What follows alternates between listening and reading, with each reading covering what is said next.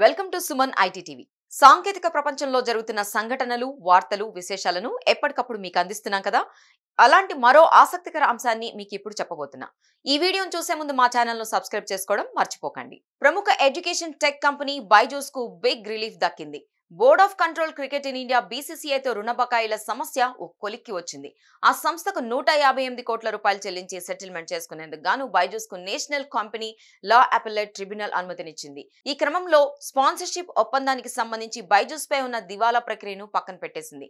ఒకవేళ నిర్ణీత గడువులోగా బీసీసీఐకి ఆ మొత్తాన్ని చెల్లించలేకపోతే దివాలా ప్రక్రియ ఆటోమేటిక్ గా పునరుద్ధరించబడుతుందని ట్రిబ్యునల్ స్పష్టం చేసింది. అఫిడవిట్ లో పేర్కొన్న హామీలు, ఇతర అంశాలను పరిశీలించిన ట్రిబ్యునల్ ఈ నిర్ణయం తీసుకుంది.